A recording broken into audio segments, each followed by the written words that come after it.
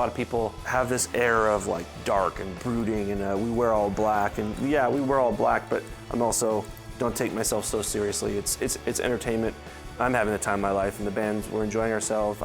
The more we are ourselves, I feel the better received we are. And that's one comment we get touring from all over Europe and the States, like, you guys are so chill and so nice and engaging, and we identify ourselves on the surface with our leather jackets and our tattoos and a certain look, just so you know your tribe, you know. But at the root of it all, we are looking to bond together and share a moment. Tonight on Band in Seattle, all dressed in black, actors traveled over the Canadian border to bring their slick post-punk to the Victory Studios stage.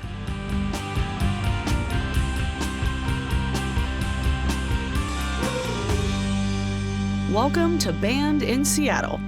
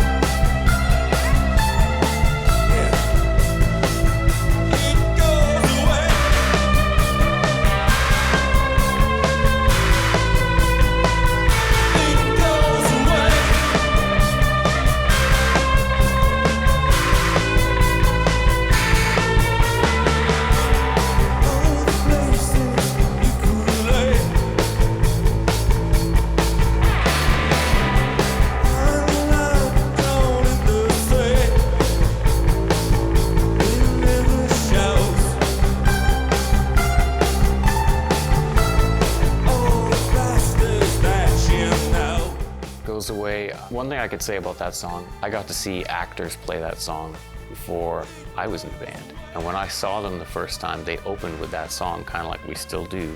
It made me pay attention from the crowd right away.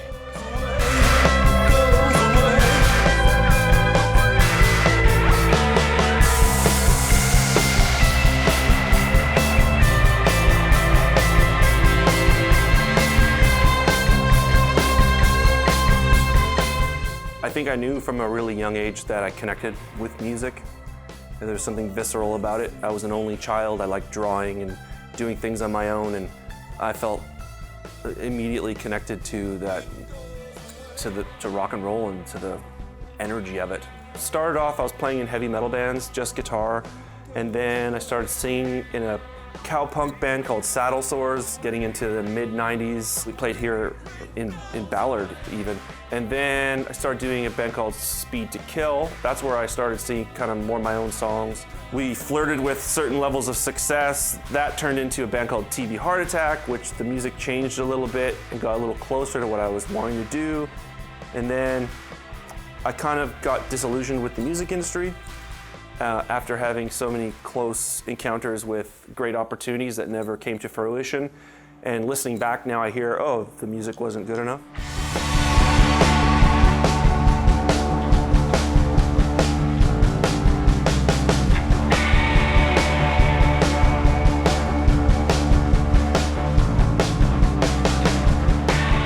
So I just thought, I'm gonna make music for myself. Started recording in my living room and just like making music I wanted to hear, and that turned into Actors. It just came about really naturally.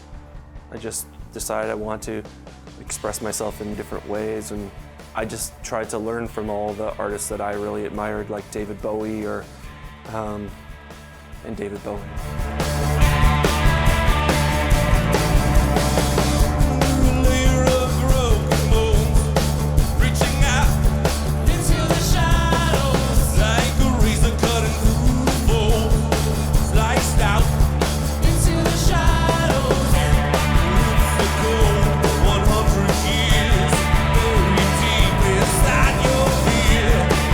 Stone, my disease, very deep inside.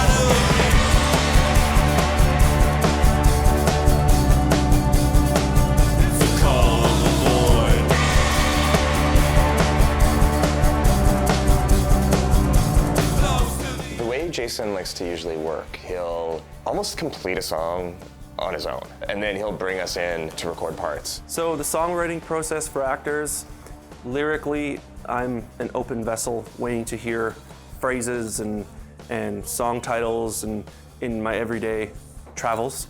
And then I will usually start with a beat and a tempo and kind of a feel, and I really let the song tell me where it's gonna go. Being like a fly on a wall and watching him like construct a song is always so interesting, and just sort of being aware of like what he hears or the things that sort of make him go, like let's explore that more.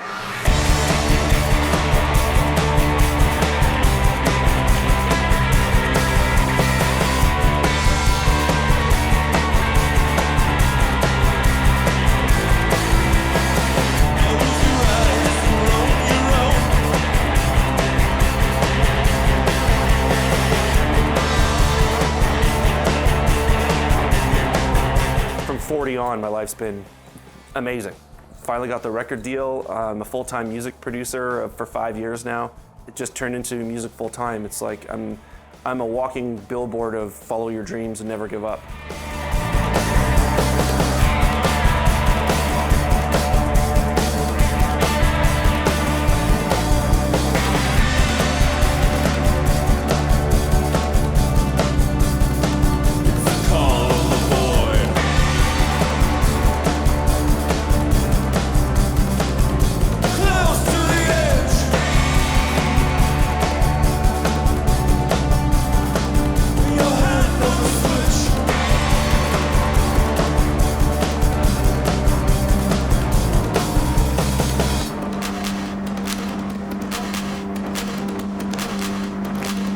After the break, find out more about actors.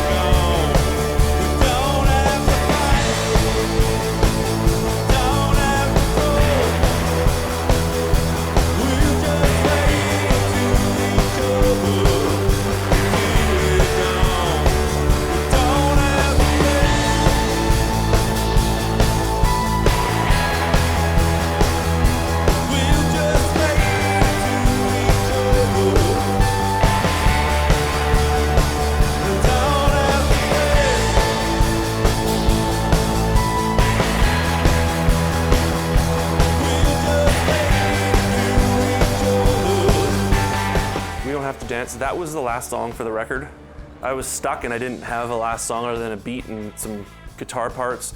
It was literally like the day before we had to send off the masters for vinyl. So the masters had to be emailed out like the next day. And he sent me this song and I was like, oh, this is your throwaway? I'm like, yeah, We Don't Have to Dance is a hit, you wrote a hit. At the last minute, cool. I thought it was garbage and it's been one of our more popular songs on the record, so what do I know?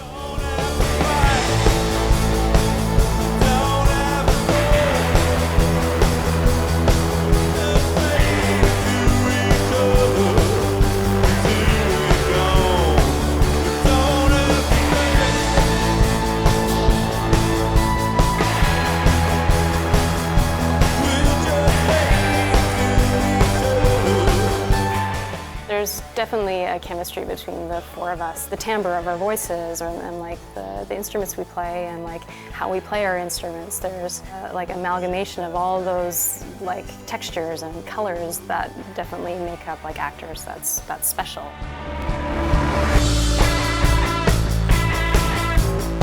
Whatever reason, like say Adam wasn't around for a show and we had to have like a fill-in drummer or something, like it wouldn't be the same. Like we would be sort of like, where's Adam? Like He's been with me since like 2009 maybe, back from the previous band that we played together, and his ease and his just understanding of how to serve the song makes the whole process easier. Like he's like an emotional foundation for me. Someone who's positive, supportive, and kind of really is the backbone, you know, like musically and kind of like personality-wise of the band. My grandfather showed me how to play. He was a jazz drummer forever. Two important things that he told me. One was if you can sing it, you can play it. So if you notice, I always make weird, my mouth does weird things when I'm playing, and I can't even help it anymore. But the other thing is don't overdo it. Unless it calls for it in the song, but you don't want to be stepping over parts. You don't want to be stepping over these nice melodies that people are writing, or these like cool guitar parts, or these interesting hooks. You know, just hopefully do justice to the music.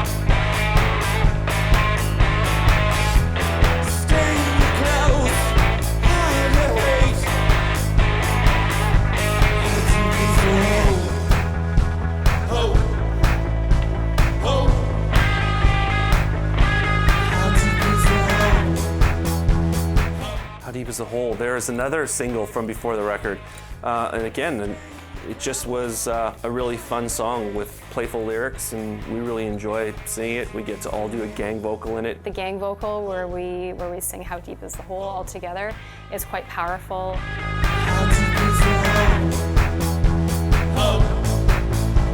hole?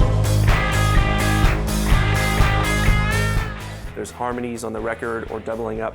Then Jamil, Shannon will sing those parts and add that different energy and that different kind of timbral kind of vibe. That combining of notes can be so sweet, and so it can be melancholy. You know, it has all these like varied emotions. And you know, if you hear people like sing together when they sing "Happy Birthday," or there's something that's like that is very touching about people singing together, like allowing themselves to be vulnerable enough to sing and like to share in that way. It's really cool.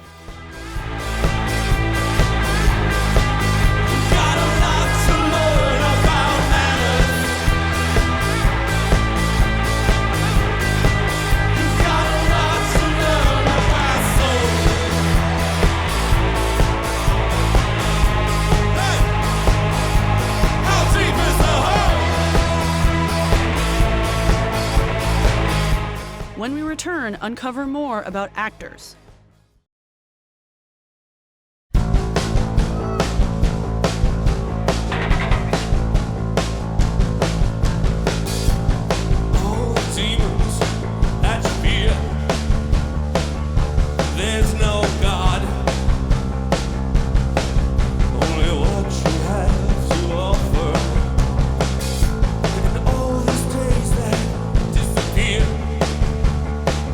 Slip through your fingers.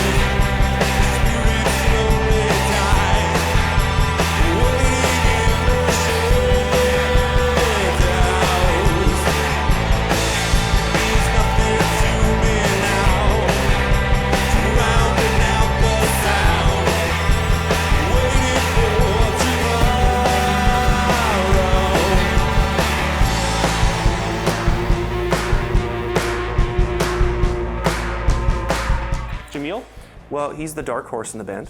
He's really into his metal and black metal and all these great things. So he's kind of my gauge of darkness. And I just know 110% every time we hit the stage, he's going to be on.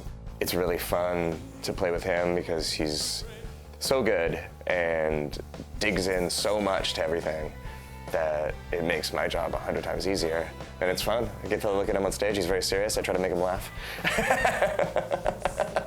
Jamil is kind of like my long lost brother in a way. There's a photograph of us together. We're standing outside a show somewhere, and our arms are crossed and our legs are crossed in the exact same pose, and we're just mirror images of one another.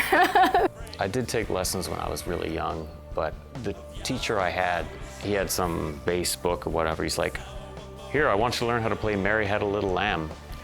And I was in the middle of being obsessed with Master of Puppets or whatever, and I was like, "But I want to learn this," and I brought in the bass tab book for Master of Puppets. I think it was just and I was like, okay. Even as a little kid, I was like, okay. So I quickly just started teaching myself at home. I didn't realize, but I seemed to have an ear for picking stuff out. So I would just figure it out.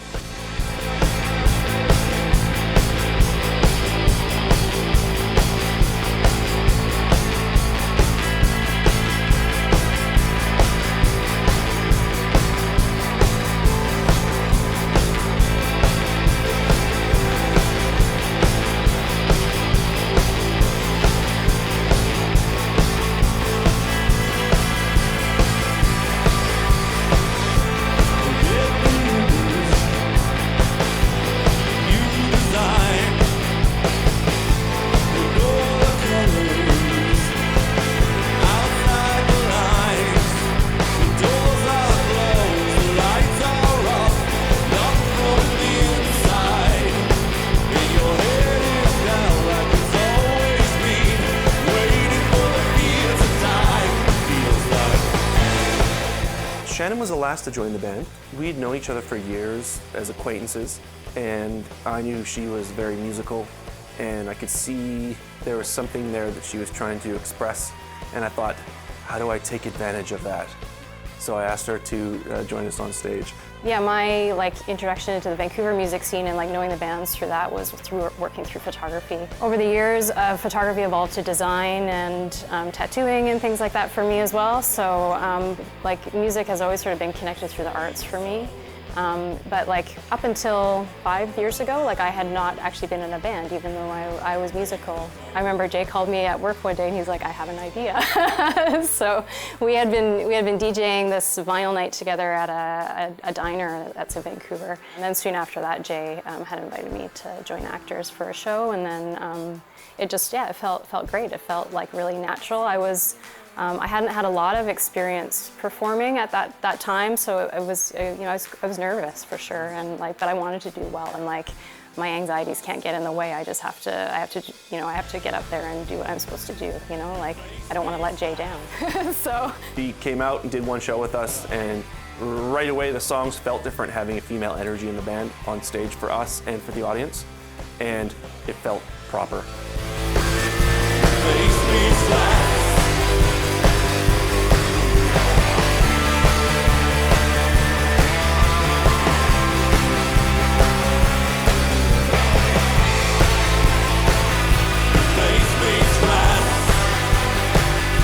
All I can say is this past year for us, just everything that's happened, wouldn't it be cool if we did this or that, and then all of a sudden we're doing it. It's kind of crazy, and it's happened multiple times. It feels very grassroots, there's nothing fake about it.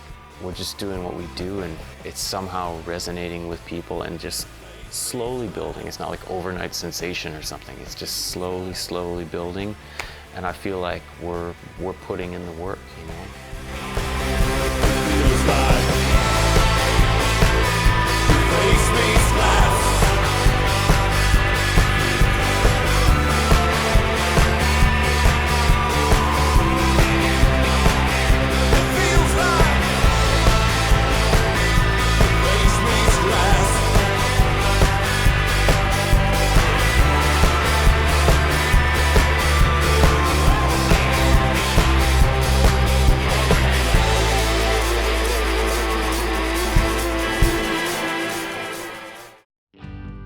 information about our bands, go to bandinseattle.com, where you can watch Actors' full concert.